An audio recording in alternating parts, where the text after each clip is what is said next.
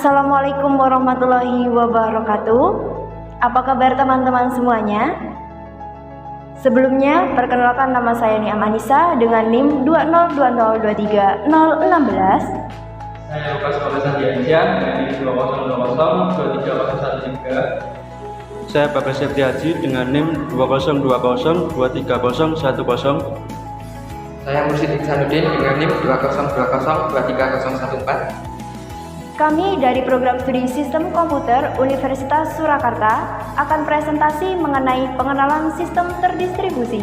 Selamat menyaksikan. Saya Niam Anissa. Di sini saya akan menjelaskan mengenai definisi sistem terdistribusi.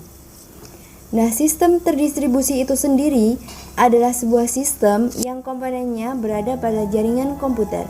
Komponen tersebut saling berkomunikasi dan melakukan koordinasi hanya dengan pengiriman pesan.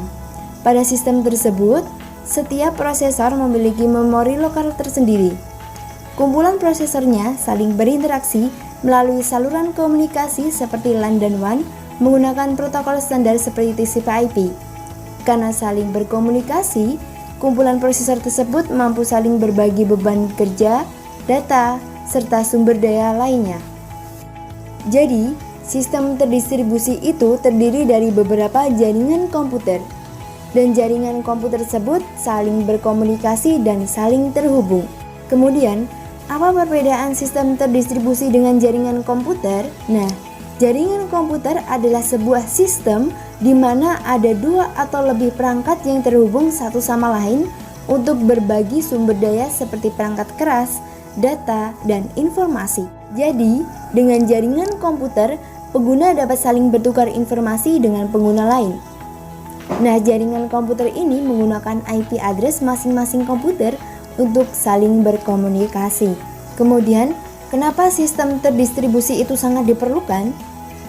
Alasan yang pertama yaitu performance adalah sekumpulan prosesor dapat menyediakan kinerja yang lebih tinggi daripada komputer yang terpusat. Yang kedua ada distribution adalah banyak aplikasi yang terlibat sehingga lebih baik jika dipisah dalam mesin yang berbeda. Contohnya ada aplikasi perbankan dan komersial. Alasan yang ketiga yaitu reliability adalah jika terjadi kerusakan pada satu sistem tidak akan mempengaruhi kinerja sistem secara keseluruhan. Yang keempat ada incremental growth adalah mesin baru dapat ditambahkan jika kebutuhan proses meningkat. Yang kelima yaitu sharing data and resource. Resource sendiri adalah segala hal yang dapat digunakan bersamaan dalam jaringan komputer, meliputi hardware yaitu ada disk, printer, dan scanner. Kemudian ada juga software. Software ini meliputi berkas, basis data, dan objek data. Yang keenam, ada communication yaitu menyediakan fasilitas komunikasi antar manusia. Kemudian, apa saja contoh sistem terdistribusi itu? Yang pertama ada internet.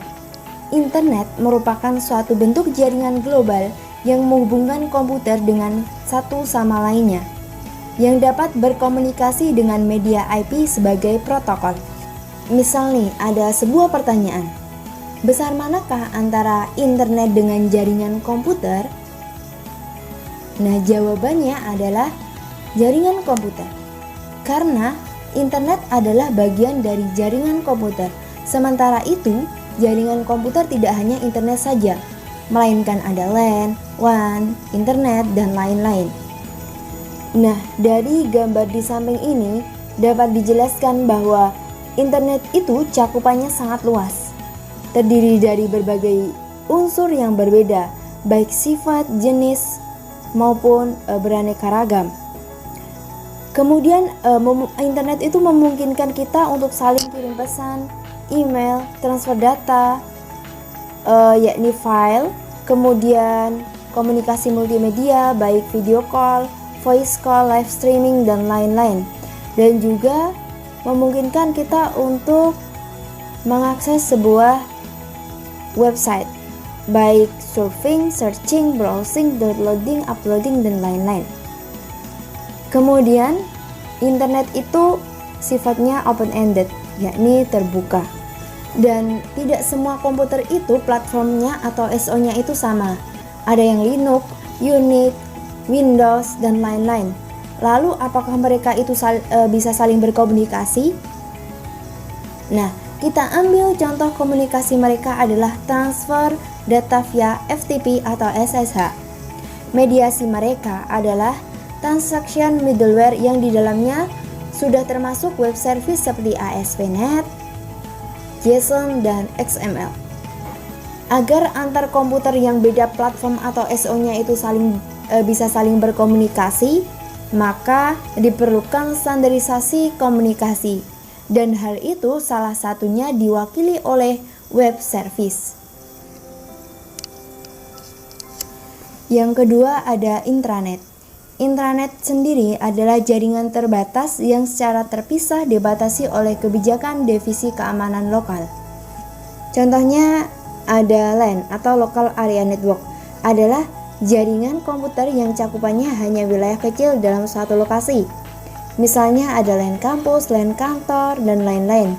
Kemudian ada juga WAN atau Wide Area Network, yaitu jaringan komputer yang wilayah operasinya itu lebih besar daripada LAN karena sudah menghubungkan antar LAN.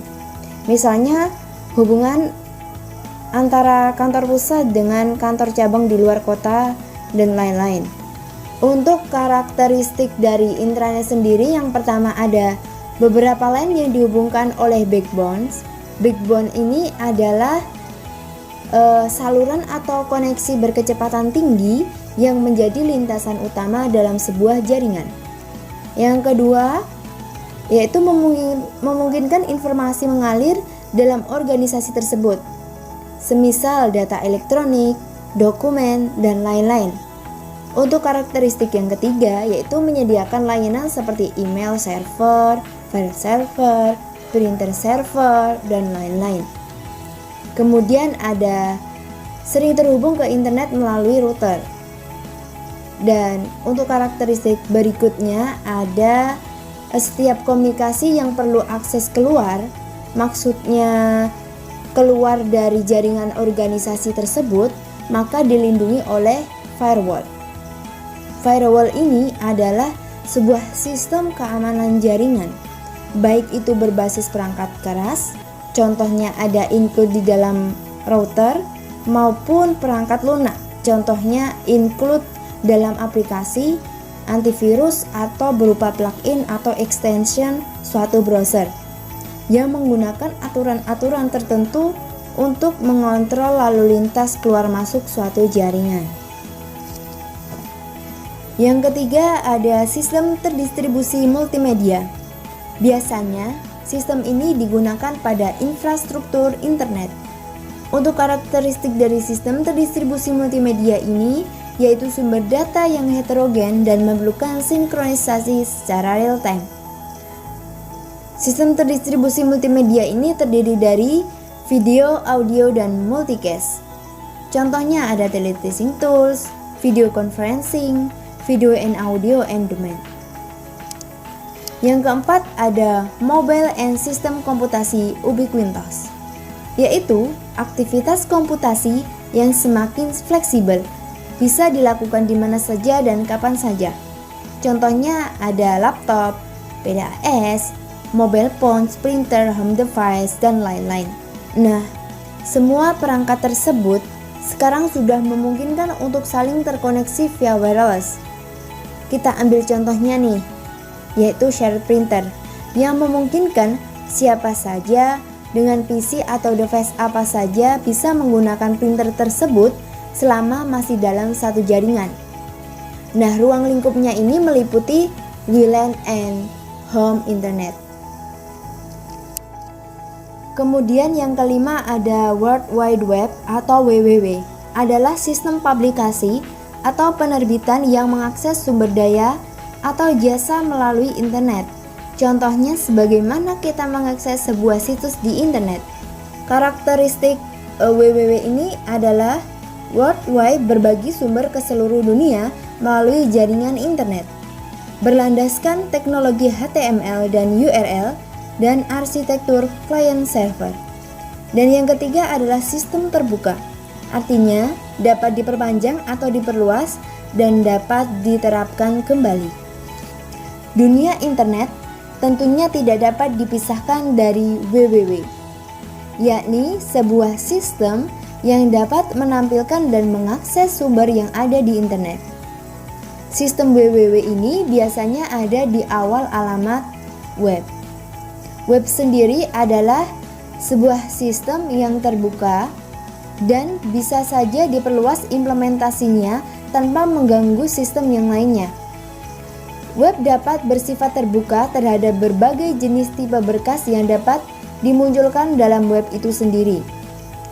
Web sendiri terdiri dari 3 standar teknologi yang utama, yakni HTML, URL, dan HTTP.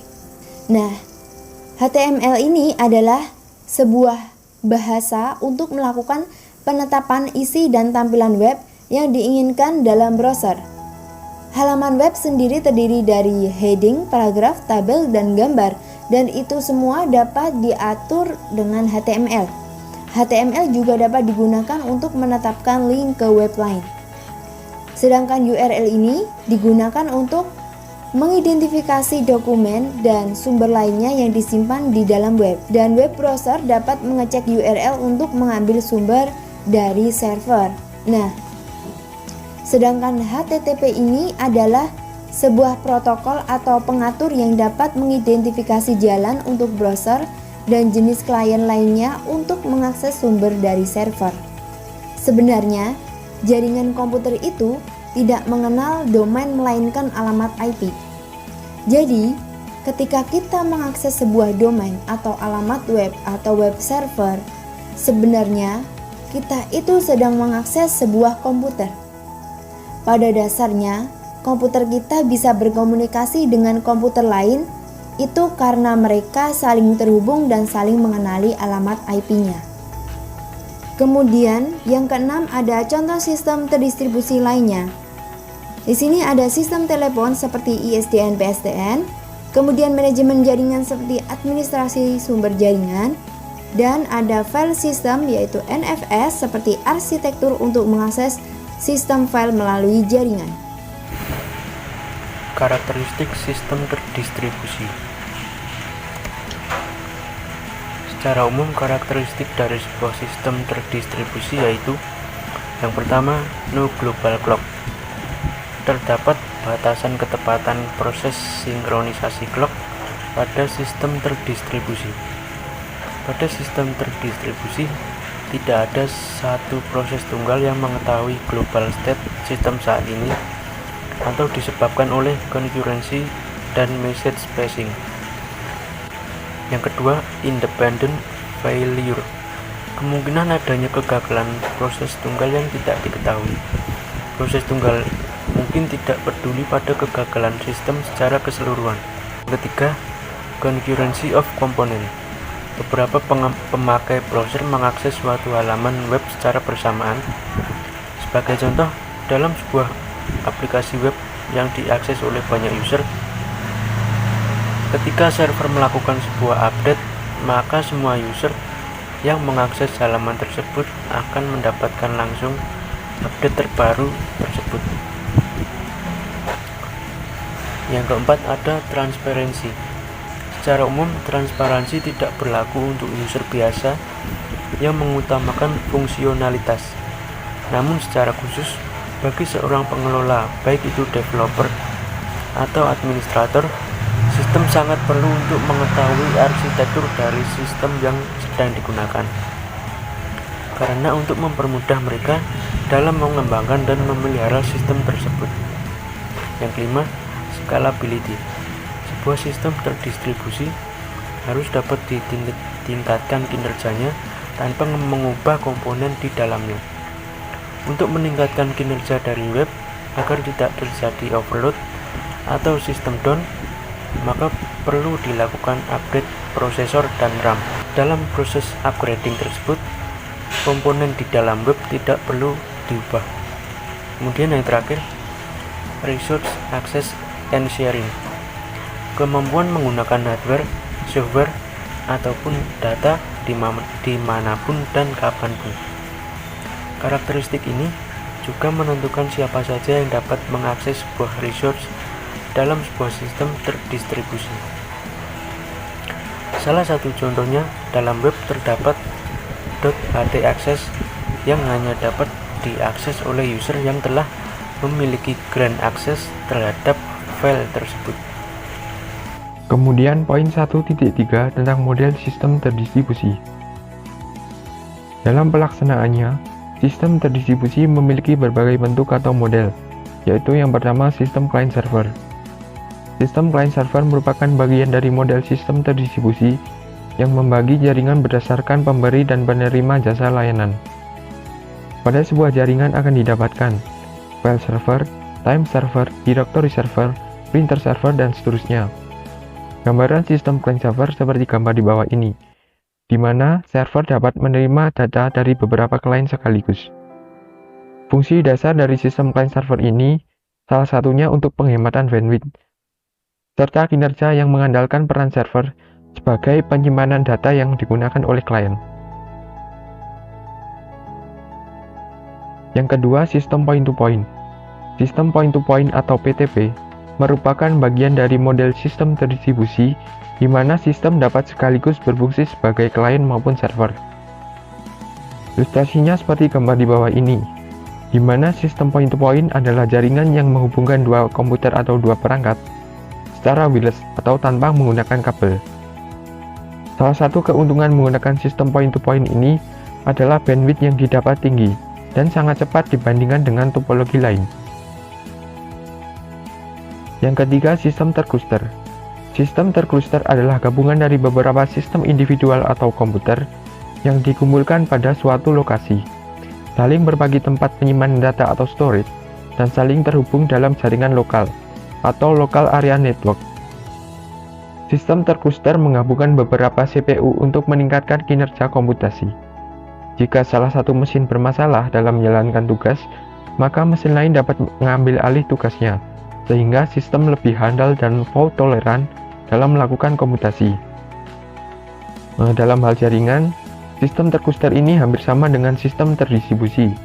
Bedanya, jika dalam sistem terdistribusi melingkupi komputer-komputer yang lokasinya tersebar, maka jaringan pada sistem terkluster ini menghubungkan banyak komputer yang dikumpulkan pada satu lokasi.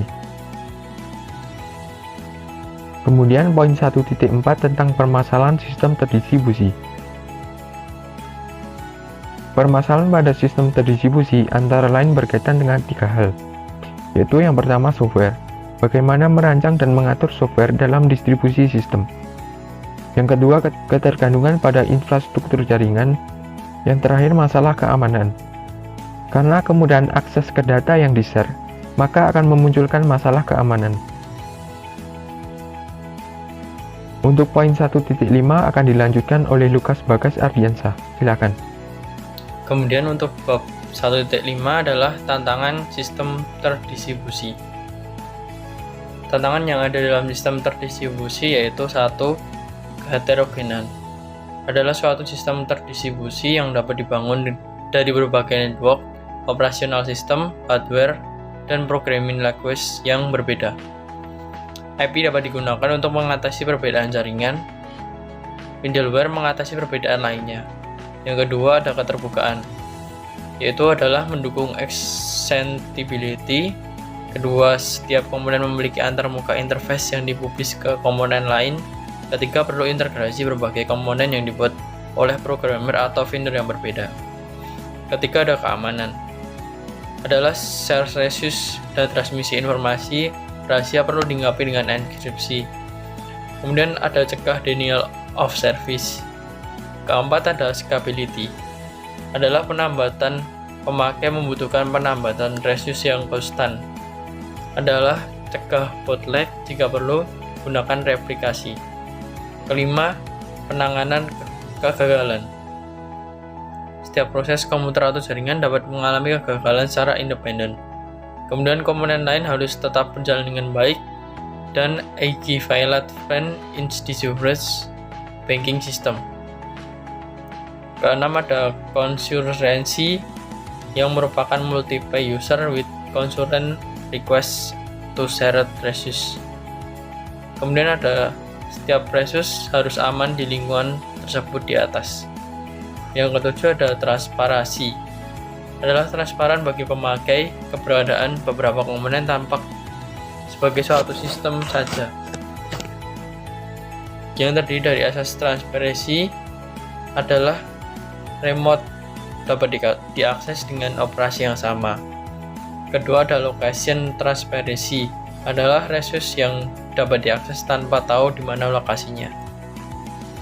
Kemudian ada currency transparansi, adalah beberapa proses yang dapat sama-sama menggunakan suatu resource yang berbeda tanpa saling terinferensi.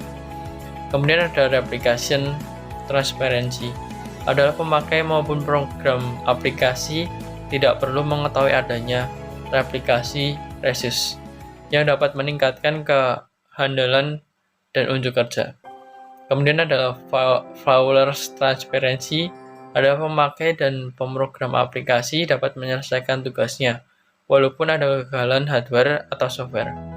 Kemudian ada mobility transparansi, yaitu klien dapat berpindah tanpa mempengaruhi operasi pemakai atau program. Kemudian ada performance transparansi, adalah sistem dapat dikonfigurasikan ulang untuk meningkatkan unjuk kerja sejalan dengan perubahan beban sistem. Yang terakhir ada scaling transparansi, adalah sistem dan aplikasi mudah bertambah luas tanpa perubahan struktur sistem dan algoritma aplikasi. Demikian yang dapat kami sampaikan, ada kurang dan lebihnya kami mohon maaf. Saya Niam Anissa. Saya Lukas Fauzandiansyah. Saya Bagas Septiaji. Saya Mursyid Iksanuddin. Kami pamit undur diri. Wassalamualaikum warahmatullahi wabarakatuh. Kita Unsa Jaya.